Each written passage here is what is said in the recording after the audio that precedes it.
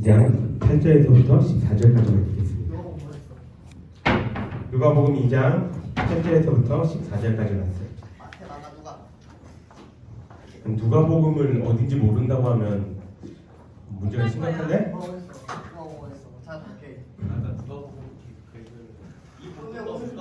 다 찾나요? 누가 잘 찾나? 누가 잘 찾나? 1등으로 찾은 사람한테 선물. 이거 빨리. 핸드폰은 제외. 핸드폰 너무 쉽잖아. 톡톡톡톡 이것만 하면 되는데. 자, 누가복음 2장 8절부터 14절까지 말씀 한 절씩 번갈아 가면서 읽을게요. 목사님 먼저 읽겠습니다. 그 지역의 목자들이 밤에 밖에서 자기 양떼를 지키더니 주의 사자가 곁에 서고 주의 영광이 그들을 두루비치매 크게 무서워하는지라. 천사가 이르되 무서워하지 말라. 보라, 내가 온 백성에게 미칠 큰 기쁨의 좋은 소식을 너희에게 전하노라. 오늘 다윗의 동네에 너희를 위하여 구주가 나셨으니 곧 그리스도 주시니라. 너희가 가서 강보에 쌓여 그 위에 뉘어 있는 아기를 보리니 이것이 너희에게 표적이니라 하더라. 보려니 수많은 천군이 그 천사와 함께 하나님을 찬송하여 이르되, 함께 읽겠습니다. 지극히 높은 곳에서는 하나님께 영광이요 땅에서는 하나님이 기뻐하신 사람들 중에 평화로다 하니라. 아멘. 내일은 무슨 날이에요?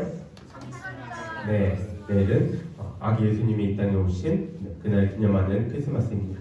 매년 돌아오는 크리스마스이지만 올해 2주 동안에는 예수님이 이 땅에 오셨던 그 이유를 살펴봤던 것들을 우리가 기억하면서 예수님에 대해서 더욱더 깊이 묵상할 수 있는 그러한 시간이 되기를 바랍니다. 우리 크리스마스를 보통 이렇게 길거리 지나다 보면 어떻게 표시해요? 메리 크리스마스 말고 축성탄 말고 그래서 엑스마스라고 표시를 합니다. 여기서 X라는 것은 여기 그리스도의 첫 저걸로 해서 X라고 하는 거고, 마스는 카톨릭에서 미사를 지칭하는 단어예요. 그래서 그리스도의 미사라는 뜻을 가지고 있습니다. 이런 것도 알아두면 좋겠죠. 자, 이제 세계 곳곳에서 예수님이 오심을 기념하고 찬양하는데, 오늘 우리는 예수님이 이 땅에 오셔서 그러면 어떠한 일들을 하셨고 어떻게 사셨는지를 살펴보면서 예수님이 이 땅에 오신 것들에 대해서 생각해 보려고 합니다. 네. 오늘 본문을 보게 되면은 예수님이 태어나시고 한 부류가 와서 경배를 했다고 이야기를 합니다. 누구예요? 누가 경배를 했어요? 네, 목동들이죠. 여기서 우리가 먼저 생각해 볼 것이 한 가지가 있어요. 예수님이 성육신 하시기 전에 예수님은 어떤 분이셨는지 그 점에 대해서 생각해 보겠습니다.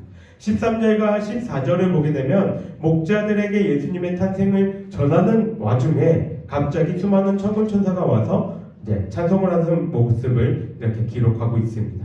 즉, 이 높은 곳에서는 하나님의 영광이요 땅에서는 하나님이 기뻐하신 사람들 중에 평화로다라고 말을 하고 있어요. 예수님이 하늘에 계셨을 때 어떤 분이셨냐면 이렇게 천군과 천사가 찬양하는 그러한 영광스러운 분이셨다는 거예요. 그 영광스러운 하나님이셨던 그분이 이 땅에 사람의 모습으로 내려오셨다는 것입니다. 뭐를 주기 위해서? 평화를 주시기 위해서. 예수님이 이 땅에 오신 것은 우리에게 평화를 주셔서 더 이상 죄악과 고통의 속에서 거하는 것이 아니라 하나님과 함께하는 아무런 고통과 아픔도 없는 평화를 주시기 위해서 이 땅에 오셨다는 거예요. 그런데 이러한 사명을 띠고 오신 예수님이 태어나서 이렇게 눕혀진 곳은 어디라고 얘기해요? 마구간. 정확하게 어디? 구유라고 이야기를 합니다. 구유. 우리는 보통 이 구유라고 얘기하면 방금 은비쌤이 얘기한 것처럼 말구유라고 대답을 해요. 그죠? 그런데 이 고대 근동은 말이 굉장히 귀한 곳이에요. 말은 전쟁을 통해서 전쟁 때에만 이렇게 쓰이는 동물이지 개인이 말을 소유할 수는 없었다고 합니다. 그럼 고대 근동에서는 뭐가 흔했을까요? 낙이. 그렇죠. 낙이, 낙타 이런 애들이 흔했다고 이야기합니다. 그러니까 말구유보다는 사실 무슨 구유가 더 맞을까요? 낙이나 소 구유가 더 맞을 것 같다 생각을 합니다. 근데 뭐 별로 의미 있는 건 아니고 어쨌든 예수님이 구유에 계셨다는 거예요. 예수님이 오셔서 이 땅 가운데 나귀는 잠시만요.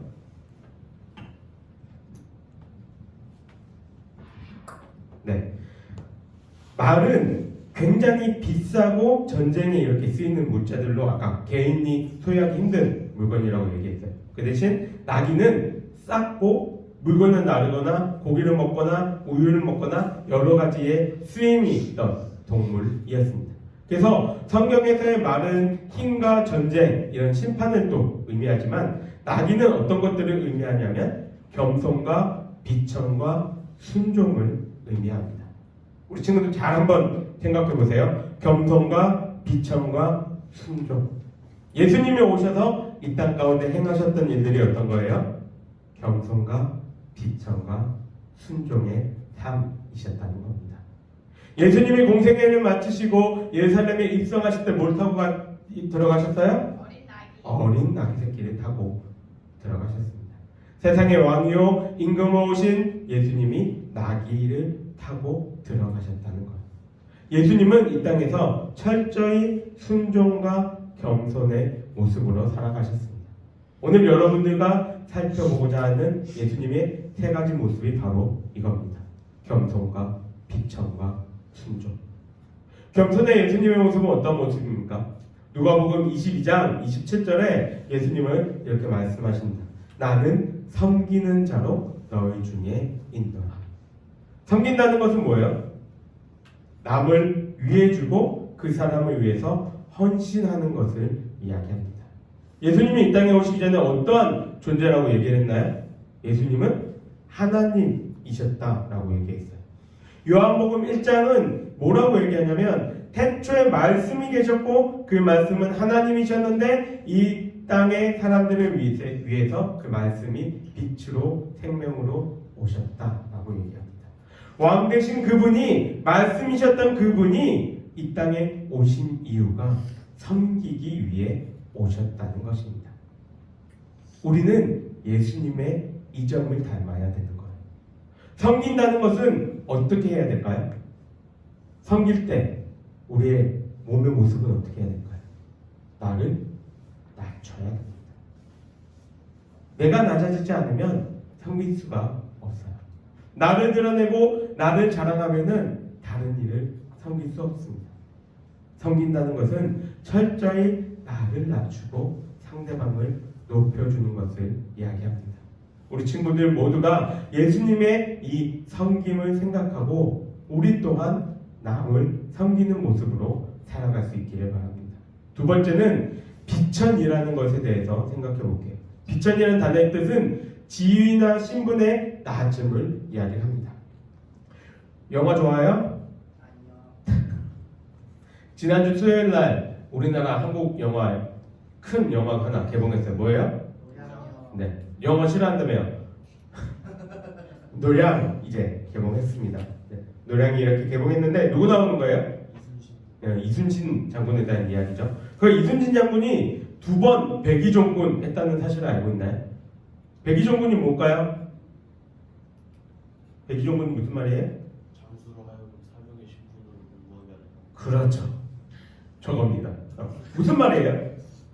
그대로 말 그대로 흰 옷을 입고 이제 군대에서 복무한다는 뜻인데 장수가 잘못이 있어서 그 장수의 직분을 박탈당하고 사병으로서 이제 복무하게 되는 형벌을 말합니다. 이순신 장군은 삼도 수군 통제사였어요. 지금 얘기하면은 해군 참모총장. 별이 4개란 소리입니다. 우리나라에 별 4개인 사람 몇 명 있을까요? 지금도 비슷할 거예요. 우리나라에 별 4개 있는 사람은 그 많은 60만 군인이라고 얘기하는데 그 많은 군인 중에서 8명밖에 없습니다. 그 지위에 있던 사람이 벌을 받아서 2등병으로 훈련병으로 제일 낮은 등급으로 강등되는 게 백의종군입니다. 군대를 전역하면 보통은 뭘로 전역해요?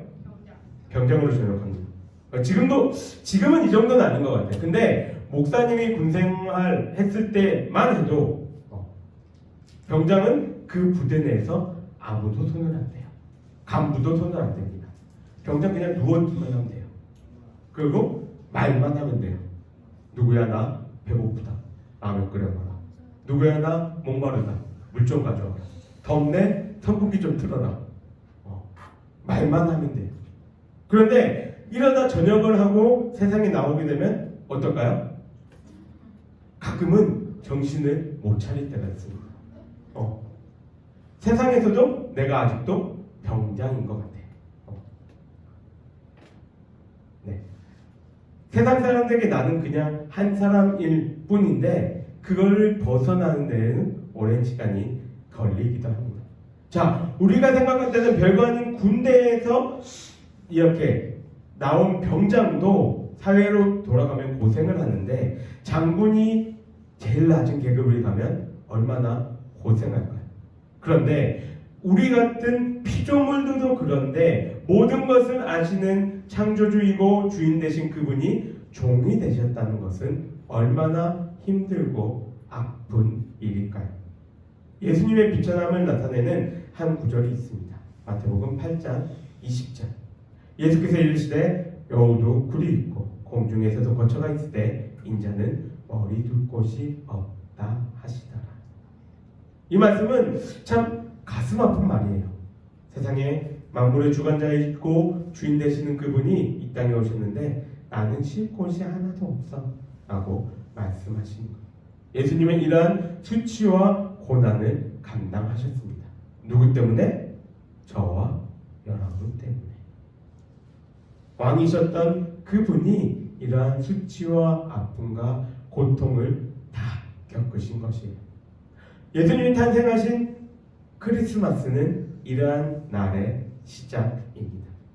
이런 점을 생각하면은 예수님이 이 땅에 오신 것을 우리는 마냥 기뻐해야 할까요? 예수님의 입장에서는 힘든 일의 시작이었는데 우리는 예수님이 감당하셨던 그 수치와 아픔과 고난에 대해서 기억하면서 예수님이 우리를 위해서 이것들을 감내하셨다는 것에 감사할 수 있는 그러한 성탄이 되기를 바랍니다. 마지막으로 순종에 대해서 생각해 보겠습니다. 순종에 대해서 이야기할 구절은 누가복음 22장 42절입니다. 이르시되 아버지여 만일 아버지의 뜻이거든 이 잔을 내게서 옮기시옵소서.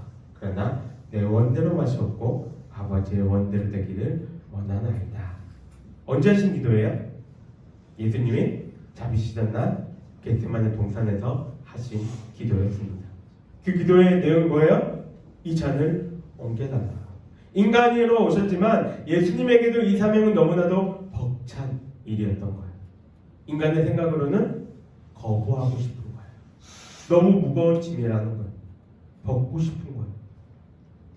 이 기도를 뒤에 나오는 절을 보면 땀이 피와 같이 되도록 기도하셨다고 말해요. 그만큼 절박하고 절실하게 기도하셨어요. 뭐라고요? 이 잔을 피하게 해달라고. 근데 예수님이 옮겨만 달라고만 얘기하셨나요? 아니죠. 예수님의 마지막은 내 원대로 마시옵고 아버지의 원대로 되기를 원한다 말씀하십니다. 나는 피하고 싶습니다. 힘듭니다. 어렵습니다. 하지만 아버지께서 원하신다면 그대로 행하십시오. 예수님도 하나님과 동일한 영광과 능력을 가지셨던 분입니다. 지금 예수님이 하시는 행동은 힘이 없어서 능력이 없어서 내가 어쩔 수 없어서 행하고 계신 것이 아니에요. 예수님은 피할 수도 있고 벗어날 수도 있고 모든 것들을 다 물리실 수 있는 능력이 있으신 분이지만 하나님이 영원전부터 계획하신 그 우리에 대한 구원의 계획에 순종하고 계신 것입니다. 대학원 때에 수업을 하면서 한 교수님이 이런 얘기를 하셨어요. 신앙의 성숙이란 하나님을 더욱더 깊이 알아가는 것과 하나님을 더욱 깊이 사랑하는 것과 하나님께 더욱 순종하는 것이다. 신앙의 성숙이란 하나님을 더욱 깊이 알아가는 것과 하나님을 더욱더 깊이 사랑하는 것과 하나님께 더욱 순종하는 것이다. 우리가 하나님을 믿는다면 우리의 삶 가운데에 하나님을 더욱더 알아가고 하나님을 더욱더 사랑해야 되고 그러한 지식을 바탕으로 순종하며 살아가기를 바랍니다. 내가 이해하지 못하는 것, 아무리 생각해도 이건 아닌 것 같은 일들일지라도 그것이 하나님이 원하시는 것이라면 우리는 순종해야 하는 거예요. 그것이 우리가 자녀로서 마땅한 일이기 때문입니다. 우리는 오늘 예수님의 성탄을 기다리며 예수님이 이 땅에 오셔서 어떠한 삶을 살아가셨는지에 대해서 그리고 우리는 그럼 어떠한 삶을 살아가야 되는지에 대해서 생각해 보았습니다. 우리는 먼저 예수님이 그러하셨던 것처럼 겸손하여서 나를 낮추고 남을 섬기는 그러한 삶을 살아야 하고 두 번째로 어떤 높은 위치에 있던 사람보다도 높은 곳에 계셨던 그 하나님이신 예수님이 우리를 위해 수치와 고난과 아픔을 겪어내셨다는 것을 기억하면서 감사하며 살아가야 하는 것이고 마지막으로 자신의 생명까지도 우리를 구원하여 주시기 위해서 내어주신 예수님의 그 순종을 기억하면서 우리도 그러한 순종의 사람이 되고자 노력하는 우리들이 되기를 간절히 소망합니다. 기도하겠습니다. 사랑과 은혜가 충만하신 하나님 아버지 감사합니다.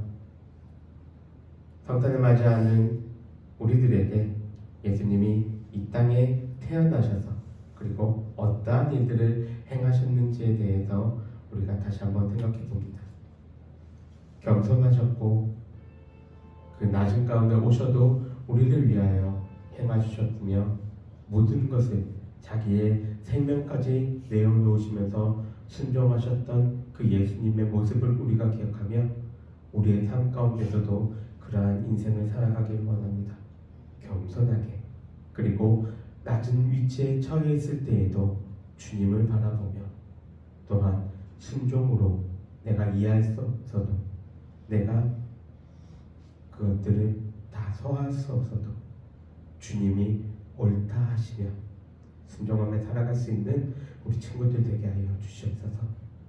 여호와는 내게 복을 주시고 너를 지키시기를 원하며 여호와는 그의 얼굴을 내게 비추사 은혜 베푸시기를 원하며 여호와는 그 얼굴을 내게로 향하여 드사 평강 주시기를 원하노라. 아멘.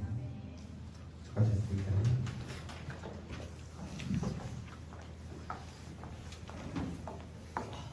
우리 친구를